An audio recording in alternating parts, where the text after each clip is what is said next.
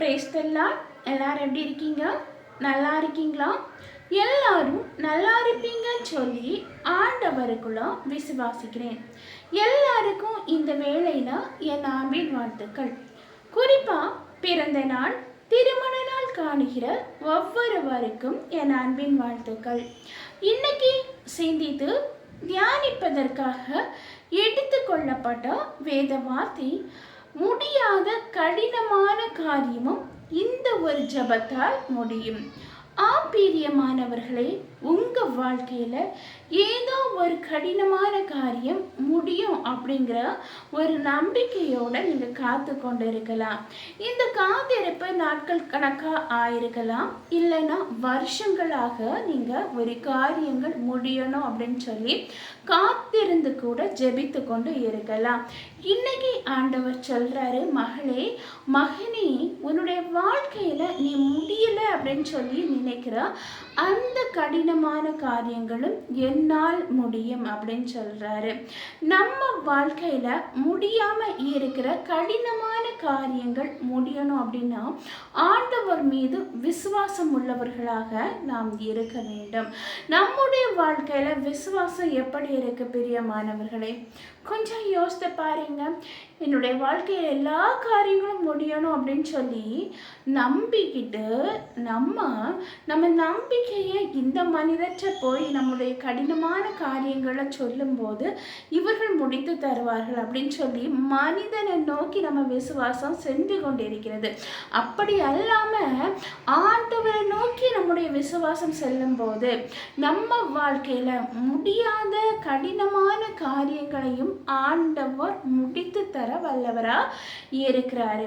அதுக்கு நம்ம கிட்ட ஆண்டவர் எதிர்பார்க்கிறது நம்முடைய விசுவாசம் மட்டும்தான்.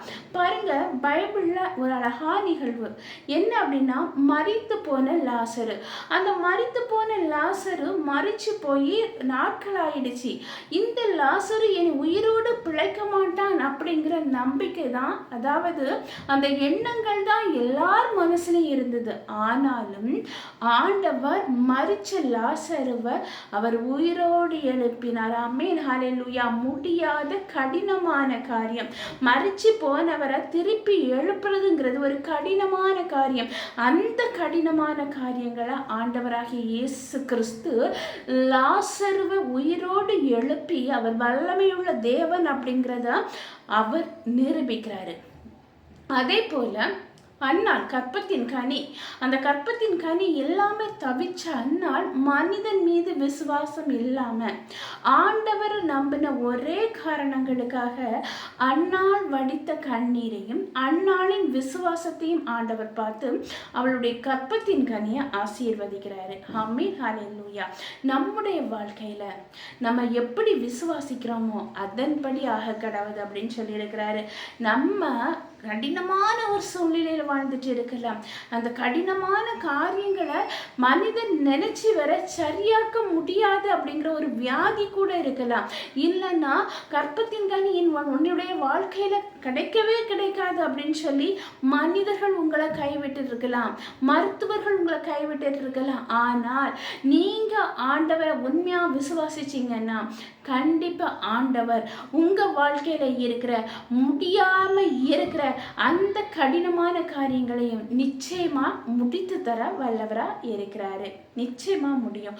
அதுக்கு நம்ம இந்த வசனங்களை சொல்லி ஆண்டவர் மீது விசுவாசத்தோடு நம்ம ஜெபிக்கும் போது நம்முடைய வாழ்க்கையில் ஆண்டவர் அற்புதத்தை செய்வாரு. அது என்னென்ன வசனங்கள் அப்படின்னு சொல்லி பார்க்கலாமா? பைபிளில் வசனம் என்ன அப்படின்னு சொல்லி பார்த்தீங்கன்னா, எரேமியா 33வது அதிகாரம் 3வது வசனம். அதை எடுத்து நம்ம படிக்கும்போது, என்னை நோக்கி கூப்பிடு, அப்பொழுது நான் உனக்கு உத்தரவு கொடுத்து நீ அறியாததும் உனக்கு எட்டாததுமான பெரிய காரியங்களை உனக்கு அறிவிப்பேன். ஆமென், ஹல்லேலூயா. நம்ம வாழ்க்கையில் ஏதோ ஒரு கடினமான சூழ்நிலையில் இருக்கும்போது மனிதனை நோக்கி கூப்பிடாம ஆண்டவராகிய இயேசு கிறிஸ்துவை நோக்கி கூப்பிடும்போது அப்பொழுது ஆண்டவர் நமக்கு உத்தரவு கொடுக்கிறாரு. நம்ம கூப்பிடுதலுக்கு பதில் தந்து நம்ம அறியாததும் நமக்கு எட்டாததுமான பெரிய காரியங்களை நம்ம வாழ்க்கையில் அவர் செய்கிறாரு. அதே போல் 2வது வசனம் மத்தேயு 16வது அதிகாரம் 19வது வசனத்தை எடுத்து நம்ம படிக்கும்போது, பரலோகத்தின் திறவுகோல்களை நான் உனக்கு தருவேன், பூலோகத்தில் நீ கட்டுகிறது எதுவோ அது பரலோகத்திலும் கட்டப்பட்டிருக்கும். ஆமென், ஹல்லேலூயா. நம்ம ஆண்டவர் மீது விசுவாசம் வைக்கும்போது அவர் நமக்கு திறவுகோலை தருவார். அதே போல் 3வது வசனத்தை நம்ம படிக்கும்போது, பிலிப்பியர் 4வது அதிகாரம் 6வது வசனத்தை எடுத்து படிக்கும்போது, நீங்கள் ஒன்றுக்கும் கவலைப்படாமல் எல்லாவற்றையும் குறித்து உங்கள் விண்ணப்பங்களை ஸ்தோத்திரத்தோட கூடிய ஜெபத்தினாலும் வேண்டுதலாலும் தேவனுக்கு தெரியப்படுத்துங்கள். ஆமென், ஹல்லேலூயா. நம்ம எல்லா காரியங்களுக்கும் கவலைப்படாமல் எல்லாத்தையும் விண்ணப்பத்தோடு கூடிய ஸ்தோத்திரத்தில் ஜெபத்தில் ஆண்டவருக்கு தெரியப்படுத்தும் போது ஆண்டவர் நம்முடைய வாழ்க்கையில் இருக்கிற கவலைப்படுகிற கடினமான அந்த சூழ்நிலை புரிஞ்சு நம்ம வாழ்க்கையில் அந்த நம்ம தேவைகளை மாற்ற வல்லவராக இருக்கிறாரு, அற்புதத்தை செய்ய வல்லவராக இருக்கிறாரு. அதே போல் மத்தேயு மார்க்கு 11வது அதிகாரம் 24வது வசனத்தை எடுத்து நம்ம படிக்கும்போது, ஆதலால் நீங்கள் ஜெபம் பண்ணும்போது எவைகளை கேட்டுக்கொள்வீர்களோ அவைகளை பெற்றுக்கொள்வோம் என்று விசுவாசியுங்கள், அப்பொழுது அவைகள் உங்களுக்கு உண்டாகும் என்று சொல்லுகிறேன்.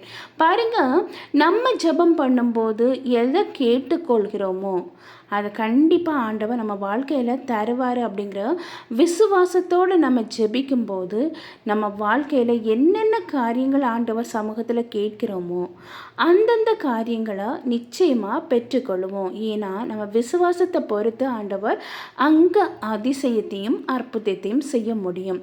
அதே போல் சங்கீதம் 37வது அதிகாரம் வசனம் 5வது வசனத்தை எடுத்து நம்ம படிக்கும்போது, உன் வழியை கர்த்தருக்கு ஒப்புவித்து அவர் மேல் நம்பிக்கையாயிரு, அவரே காரியத்தை வாய்க்கப்படுவார். ஆமீன், ஹல்லேலூயா.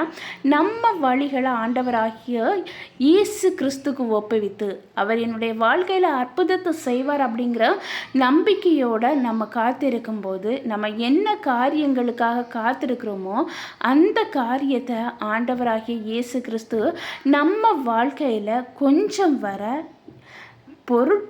அதாவது கொஞ்சம் விசுவாசம் இருந்தாலே போதுங்க, ஆண்டவர் நம்ம வாழ்க்கையில் என்ன காரியத்துக்காக காத்திருக்கிறோமோ அந்த காரியத்தை வாய்க்க பண்ணி அதிசயத்தை பண்ணி அற்புதத்தை செய்ய வல்லவராக இருக்கிறாரு. நம்ம வாழ்க்கையில் ஏதோ ஒரு காத்திருந்துட்டு கொஞ்ச நாள் ஆன உடனே ஆண்டவர் என் வாழ்க்கையில் அற்புதத்தை செய்வாரா அப்படின்னு சொல்லி நம்ம ஆண்டவர் மீது விசுவாசம் குறைஞ்சவங்களாக இருக்கும்போது நம்ம வாழ்க்கையில் அற்புதம் நடப்பது கொஞ்சம் கஷ்டம்னே சொல்லுவேங்க. எவ்வளோக்கு எவ்வளோ நம்ம ஆண்டவர் சமூகத்தில் விசுவாசத்தோடு காத்திருக்கிறோமோ அவ்வளோக்கு அவ்வளோ ஆண்டவர் நம்ம வாழ்க்கையில் அற்புதத்தை அதிசயத்தை செய்ய வல்லவராக இருக்கிறாரு. இப்போ ஒரு சின்ன ப்ரேயர் பண்ணலாமா? அன்பின் பரலோக தந்தையே, அப்பா, இந்த அருமையான வேலைக்காக நன்றி ஆண்டவரே. எத்தனை பேருக்கும் கிடைக்காத நல்ல ஒரு தருணத்தை எங்களுக்கு தந்தீங்கப்பா. அந்த மேலான கிருபைக்காக நன்றி ஆண்டவரே. இப்பொழுதும் ஆண்டவரே அப்பா, செய்ய முடியலையே, என் வாழ்க்கையில் இதெல்லாம் நடக்குமா அப்படின்னு சொல்லி கடினமான ஒரு செயல்களுக்காக காத்திருந்து கண்ணீரோடு ஜெபிக்கிற ஒவ்வொருவருடைய வாழ்க்கையிலும் ஆண்டவரே நீங்கள் அற்புதம் செய்ய வேண்டும் என்று ஜெபிக்கிறேன் ராஜா. அதிசயம் செய்ய வேண்டும் என்று ஜெபிக்கிறேன்ப்பா. ஒவ்வொருவருடைய வாழ்க்கையில் நீங்கள் அற்புதம் செய்வதற்காக நன்றி ஆண்டவரே, அதிசயம் செய்வதற்காக நன்றி. ஒவ்வொருவரையும் தாழ்த்தி உம்முடைய கரத்தில் ஒப்படைக்கிறேன். நீங்கள் பொறுப்படுத்து வழி நடத்தி செல்லுங்க. மீட்பார் இயேசுவின் மூலம் ஜெபங்கேளும் அன்பு நிறைந்த பரம தந்தையே, ஆமேன் ஆமேன். கர்த்தர் உங்கள் ஜெபத்தை கேட்டிருக்கிறாரு. கண்டிப்பாக உங்கள் வாழ்க்கையில் முடியாத கடினமான காரியங்களையும் நிச்சயமாக ஆண்டவர் முடித்து தர வல்லவராக இருக்கிறார். நிச்சயமாக முடித்து தருவார். விசுவாசிங்க. கர்த்தர் தாமே இவ்வார்த்தைகளை ஆசீர்வதிப்பாராக. ஆமேன் ஆமேன். ஹல்லேலூயா.